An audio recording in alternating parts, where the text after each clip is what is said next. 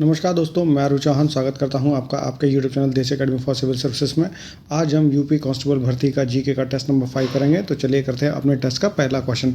हमारे टेस्ट का पहला क्वेश्चन है, दक्षिण कोरिया की मुद्रा क्या है? दक्षिण कोरिया की मुद्रा क्या है? ऑप्शन है option A yen, option B taka, option C euro, option D won. तो इसका सही आंसर हो जाएगा ऑप्शन डी जो है वॉन। येन जो मुद्रा है, येन है वह है जापान की मुद्रा है। येन जापान की मुद्रा है। टका बांग्लादेश की मुद्रा है, बांग्लादेश की है।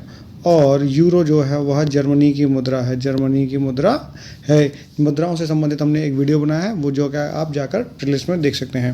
हमारा अगला प्रश्न है, महमूद गजनवी ने कितनी बार प्राचीन भारत पर आक्रमण किया? ऑप्शन ए 15 बार, ऑप्शन बी 19 बार, ऑप्शन सी 17 बार, ऑप्शन डी 21 बार। तो इसका सही आंसर है ऑप्शन सी 21 बार हमला किया। और इसका अंतिम हमला जो था वह 1025 में सोमनाथ के मंदिर पर हुआ था। यानी सोमनाथ के मंदिर पर किया गया हमला महमूद गजनवी का भारत पर किया गया अंतिम हमला था। ये पूछा गया है कि महमूद गजनवी ने अपना अंतिम हमला कब किया। हमारा अगला प्रश्न है कि तीर्थ स्थलों पर स्वच्छता को बढ़ावा देने के लिए हाल ही में प्रधानमंत्री नरेंद्र मोदी द्वारा कौन सा कार्यक्रम शुरू किया गया? ऑप्शन है इसके स्वच्छ भारत पहल, स्वच्छ भारत अभियान, स्वच्छ मंदिर अभियान, ऑप्शन डी स्वच्छ तीर्थ यात्रा परियोजना। इसका सही आंसर हो जाएगा ऑप्शन सी स्वच्छ मंदिर अभियान। और यह जो है वह 22 जनवरी के लिए शुरू किया गया था, जिस दिन भगवान श्री राम की अयोध्या में प्राण प्रतिष्ठा हुई थी, उस दिन ये शुरू किया गया था। हमारा अगला प्रश्न है, भारत ने किस देश को हराकर महिला एशियाई चैंपियंस ट्रॉफी हॉकी खिताब 2023 जीता? Option A Japan, option B Germany, option C Pakistan, option D Sri Lanka. तो इसका सही आंसर हो जाएगा ऑप्शन ए, भारत ने जापान को हराकर महिला एशियाई चैंपियंस ट्रॉफी हॉकी खिताब जीता।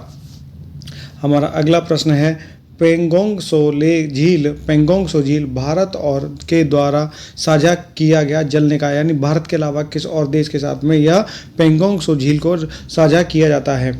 इसके ऑप्शन है option A Myanmar, option B Bhutan, option C चीन, ऑप्शन डी बांग्लादेश। तो इसका सही आंसर हो जाएगा ऑप्शन सी चीन, यानी पेंगोंग सो झील को भारत और चीन के द्वारा साझा किया जाता है। हमारा अगला प्रश्न है, नोबल गैस तत्वों की संयोजकता होती है? Option A 3, option B 1, option C 0, option D 2। तो इसका सही आंसर होता है ऑप्शन सी 0, यानी नोबल गैसों की संयोजकता जो होती है वह 0 होती है। हमारा अगला प्रश्न है, राज्य मंत्रिमंडल में सदस्यों की अधिकतम अनुमत संख्या कितनी है? ऑप्शन ए राज्य विधान परिषद का 10%, ऑप्शन बी राज्य विधानमंडल का 10%, ऑप्शन सी राज्य विधान परिषद का 15%, ऑप्शन डी राज्य विधानसभा का 15%। तो इसका सही आंसर हो जाएगा राज्य विधानसभा का 15%, जो कि 91 के संविधान संशोधन से पारित किया गया था। और ये संविधान संशोधन कब हुआ था? 2003 में हुआ था। इन 2003 के 51वें संविधान संशोधन के माध्यम से विधानसभा और संसद के सदस्यों के जो मंत्री बनेंगे उनकी संख्या को निर्धारित कर दिया गया। वह कितनी है? अगर राज्य विधानसभा है तो वह 15% राज्य विधानसभा का होगा, और अगर वह संसद है तो संसद के जीती हुई पार्टी के 15% सदस्यों से अधिक नहीं हो सकती है। तो हमारा अगला प्रश्न है कि अनाजों की खेती के लिए निम्न के कौन सी मिट्टी सबसे उपयुक्त होती है? ऑप्शन ए लाल मिट्टी, ऑप्शन बी लेटराइट मिट्टी, ऑप्शन सी काली मिट्टी, ऑप्शन डी जलोढ़ मिट्टी। तो इसका सब सही आंसर हो जाएगा ऑप्शन डी जलोढ़ मिट्टी जो है वह अनाजों की खेती के लिए सबसे उपयुक्त होती है। वहीं काली मिट्टी को कपासी मिट्टी भी कहा जाता है, और नाम से ही पता चल रहा है कि यह कपास के लिए सर्वाधिक उपयुक्त होगी। और लेटराइट मिट्टी जो होती है यह मसालों के लिए सबसे उपयुक्त मिट्टी होती है, मसालों के लिए सबसे उपयुक्त मिट्टी होती है। तो हमारा अगला प्रश्न है, भारत ने अंतरिक्ष और नवीकरणीय ऊर्जा में सहयोग के लिए निम्नलिखित में से ऊर्जा में निम्नलिखित में से किसके साथ सहयोग के लिए निम्नलिखित में से किस देश के साथ समझौता ज्ञापन पर हस्ताक्षर किए हैं? ऑप्शंस हैं जर्मनी, संयुक्त अरब अमीरात, यूके या अमेरिका। तो इसका सही आंसर हो जाएगा ऑप्शन बी संयुक्त अरब अमीरात के साथ भारत ने नवीकरणीय ऊर्जा सहयोग पर समझौता पर हस्ताक्षर किया है। सूची 1 को सूची 2 से सुमेलित कीजिए और नीचे दिए गए कूट का प्रयोग कर सही उत्तर चुनिए। यानी नोकरेक कहाँ पर है? नोकरेक है मेघालय में। नोकरेक जो है वह मेघालय में है। अगस्तमुलाई जो है वह केरल में है। नंदा देवी उत्तराखंड में है। और दिबांग दिहांग अरुणाचल प्रदेश में है। तो देखते हैं कहाँ पर कौन सा ऑप्शन मिलता है इसके साथ में। इसके साथ कौन सा ऑप्शन मिलता है? नोकरेक यानी कि नोकरेक जो है वह कहाँ पर है? नोकरेक जो है वह मेघालय में है। तो ए का 4 2 में, 1 और 2 में।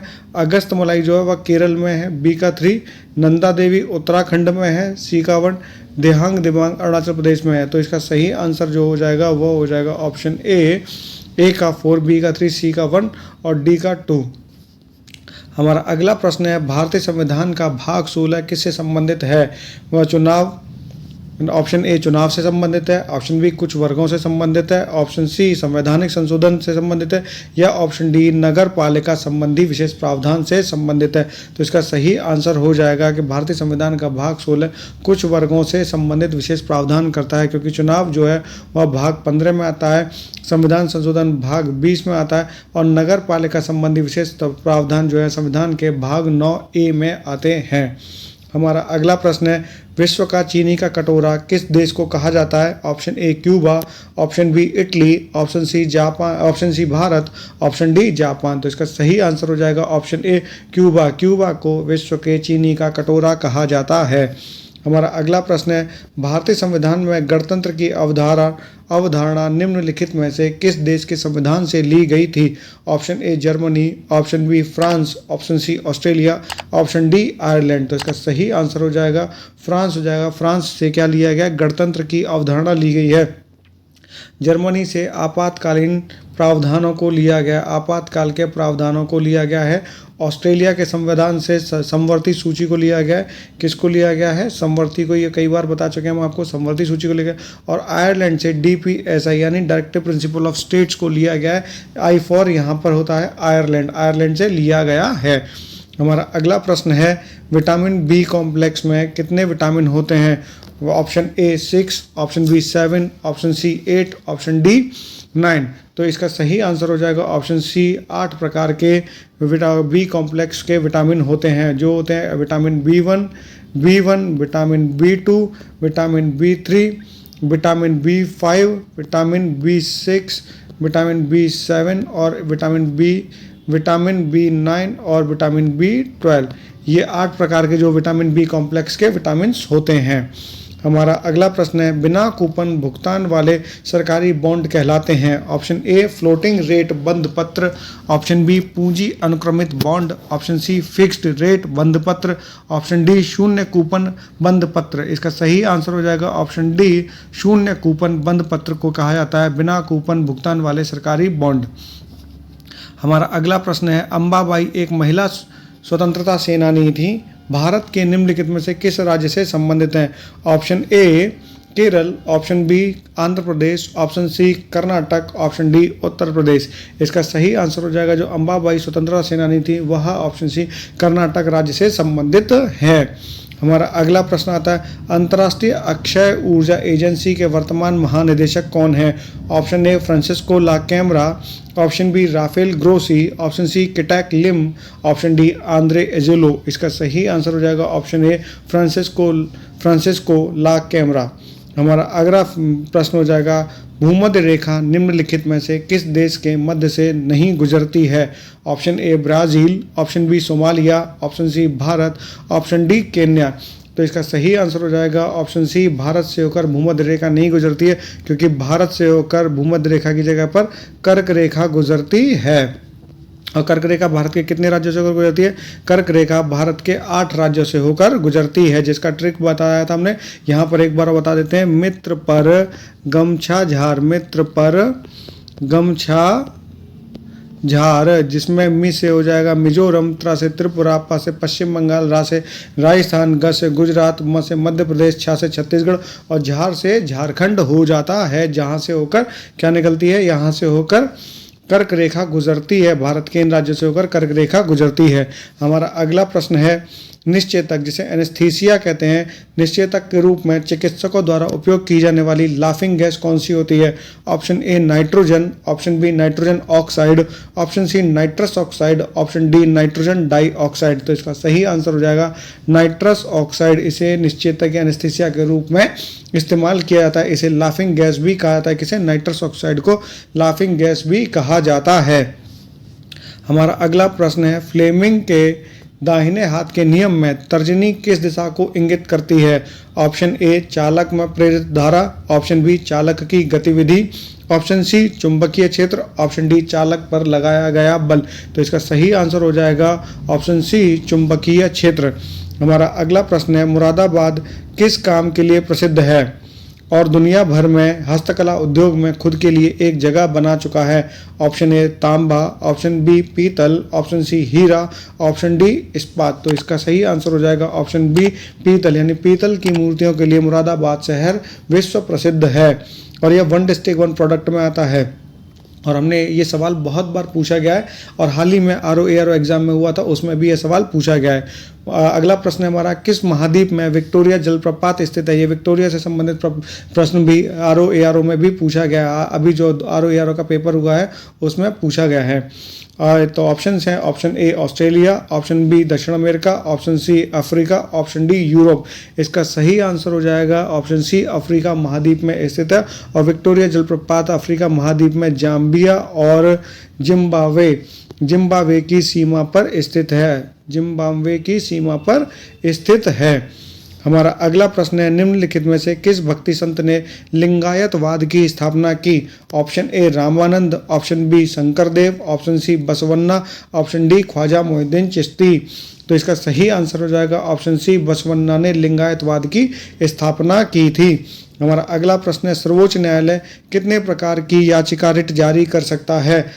Option A 3, option B 5, option C 4, option D 6। तो इसका सही आंसर हो जाएगा ऑप्शन बी, सर्वोच्च न्यायालय 5 प्रकार की रिट जारी कर सकता है अनुच्छेद 32 के तहत, और जो हाई कोर्ट होता है वह अनुच्छेद 226 के तहत 5 प्रकार की रिट जारी कर सकता है। और पूछा जाए कितनी रिट जारी कर सकता है, तो 3 + 2 करोगे तो ये 5 हो जाएगा और ये 5 प्रकार की रिट जारी करता है। किसके अंतर्गत? आर्टिकल 32 के अंतर्गत करता है। और वे 5 प्रकार की रिट है, वे हैं, पहली रिट होती है बंदी प्रत्यक्षीकरण। बंदी प्रत्यक्षीकरण बोलते हैं उसको, बंदी प्रत्यक्षीकरण। अगली आती है परमादेश। उसके बाद आता है प्रतिषेध, उसके बाद आता है उत्प्रेषण और सबसे अंत में आता है अधिकार परीक्षा। ये 5वीं रिट है जिसे सुप्रीम कोर्ट आर्टिकल 32 के द्वारा जारी कर सकता है। हमारा अगला प्रश्न है, भारत में कोयले के भंडार अधिकांशतः कहाँ स्थित हैं?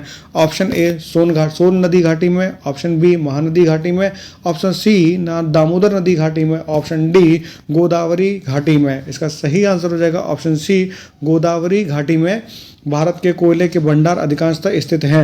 इन चारों नदियों में, नदी घाटियों में कोयले के भंडार पाए जाते हैं, लेकिन सबसे ज़्यादा जो कोयले के भंडार पाए जाते हैं दामोदर नदी में पाए जाते हैं। इसका ट्रिक भी है गोदाम सो जहाँ कोयले के भंडार पाए जाते हैं।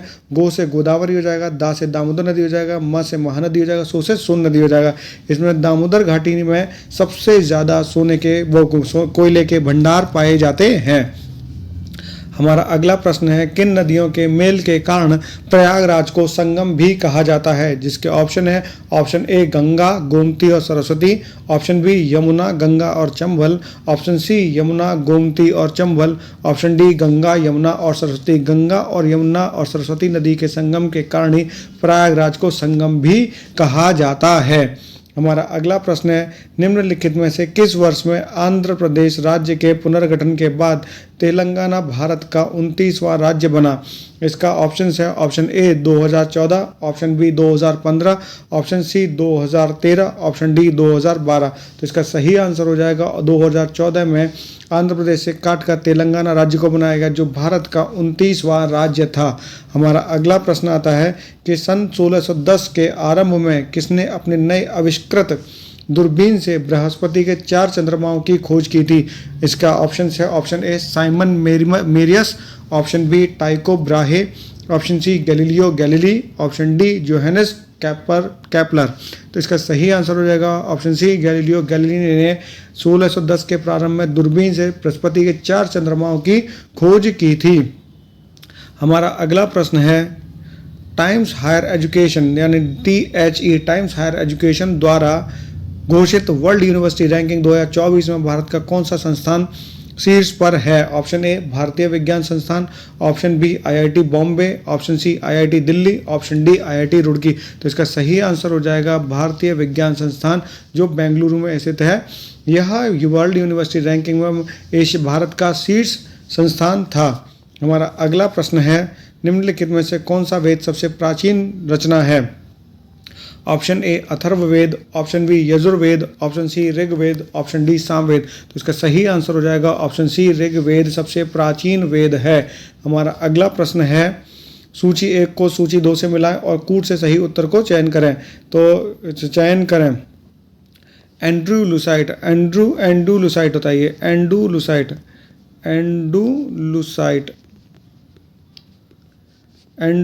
एंडुलुसाइट है। इसका सही आंसर क्या होगा? देखते हैं इसका सही आंसर क्या होगा। एंड्रूलुसाइट जो मिलता है वह मिर्ज़ापुर में मिलता है। एंड्रूलुसाइट मिर्ज़ापुर में मिलता है। देखते हैं मिर्ज़ापुर में ए का 3 कौन सा है? ए का 3 2 में है। बी का 2 पायरोफिलिसाइट जो है वो झांसी में मिलता है, और सिलिका सैंड जो वाराणसी में मिलती है, और चाइना क्ले सोनभद्र में मिलता है। तो इसका सही आंसर जो हो जाएगा वह हो जाएगा 4, यानी ए का 3, बी का 2, सी का 4, डी का 1। चलिए अगले प्रश्न पे चलते हैं। वो तीर्थयात्री जिसने हर्षवर्धन के दरबार में समय व्यतीत किया था, उसका नाम क्या था? Option A Fahien, option B Hiuen Tsang, option C I Ching, option D Sung Yu. तो ह्वेनसांग ने हर्षवर्धन के दरबार में समय व्यतीत किया था। फाहियान जो था वह चंद्रगुप्त के समय में भारत आया, चंद्रगुप्त द्वितीय के समय में भारत आया था। हमारा अगला प्रश्न है, निम्नलिखित में से नाइट्रोजन का परमाणु द्रव्यमान क्या है? Option A 14, option B 16, option C 28, option C 24, option D 28। इसका सही आंसर हो जाएगा 14। नाइट्रोजन का जो परमाणु द्रव्यमान होता है वह 14 होता है। हमारा अगला प्रश्न है, निम्नलिखित में से कौन सा रोग विषाणु के कारण होता है? Option A malaria, option B जुकाम, option C typhoid, option D हैजा। तो इसमें बी होता है, और जुकाम वह विषाणु के कारण होता है, और मलेरिया जो होता है वह प्रोटोजोआ के कारण होता है। किसके कारण होता है? प्रोटोजोआ के कारण होता है। और टाइफाइड और हैजा जो होते हैं वह बैक्टीरिया के कारण होते हैं, बैक्टीरिया के कारण होते हैं। हमारा अगला प्रश्न है, निम्नलिखित में से किस अनुसूचित जनजाति की जनसंख्या उत्तर प्रदेश में सबसे अधिक है? Option A Agaria, option B Tharu, option C Buksa, option D Baiga. तो इसका सही आंसर हो जाएगा ऑप्शन बी थारू जनजाति उत्तर प्रदेश में सर्वाधिक मात्रा में पाई जाती है।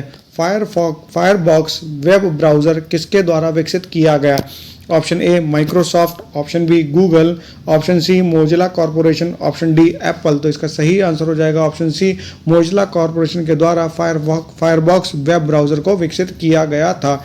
हमारा अगला प्रश्न है, एम कोश में समाहित किए जा सकने वाले इलेक्ट्रॉन की अधिकतम संख्या कितनी होती है? Option A 8, option B 2, option C 18, option D 32। तो इसका सही आंसर हो जाएगा ऑप्शन सी 18 होती है। हमारा अगला प्रश्न है, हिंदी भाषा की आदि जननी भाषा है? Option A Sanskrit, option B Pali, option C Prakrit, option D Apabhramsha. तो इसका सही आंसर हो जाएगा हिंदी भाषा की जो आदि जननी भाषा है वह संस्कृत है। वैसे भी संस्कृत को सभी भाषाओं की जननी कहा जाता है। हमारा अगला प्रश्न है, इनमें से कौन सा शब्द स्त्रीलिंग नहीं है? जब भी किसी स्त्रीलिंग के बारे में जानना हो, तो स्त्रीलिंग या पुल्लिंग शब्द के बारे में जानना हो, तो उसके आगे मेरा या मेरी का इस्तेमाल करें। अगर मेरी आता है तो वह स्त्रीलिंग होगा, और मेरा आता है तो वह पुल्लिंग शब्द होगा। जैसे देश, देश के आगे अगर हम इस्तेमाल करें मेरा या मेरी, तो बोलते हैं मेरा देश। तो यही एक स्त्रीलिंग शब्द नहीं होगा, क्योंकि मिट्टी के साथ में मेरी शब्द का इस्तेमाल किया था, नहीं मेरी मिट्टी, जमीन के साथ में मेरी इस्तेमाल किया था, मेरी जमीन, भूमि के साथ भी मेरी भूमि, यानी ये 3 शब्द स्त्रीलिंग है, और देश जो है वह पुल्लिंग शब्द है। हमारा अगला प्रश्न है, रचनाकार और रचना में कौन सुमेलित नहीं है? ऑप्शन ए मैथिली शरण गुप्त साकेत, ये सही है, साकेत सही है। भारतेंदु हरिश्चंद्र भारत भारती, ये गलत है, क्योंकि भारतेंदु हरिश्चंद्र की भारत भारती नहीं बल्कि भारत दुर्दशा नामक उन्होंने रचना लिखी थी। अज्ञेय नदी के दीप, ये सही है। और हरि औध, ये हरि औध होगा, हरि औध, ये प्रिंटिंग मिस्टेक है, हरि औध। हरि औध की किताब का नाम है प्रिय विलास। तो भारत भारती किसने लिखी? भारत भारती जो किताब है वह लिखी थी मैथिली शरण गुप्त के द्वारा लिखी गई थी। और भारतेंदु हरिश्चंद्र ने कौन सी किताब लिखी थी? भारतेंदु हरिश्चंद्र ने लिखी थी भारत दुर्दशा।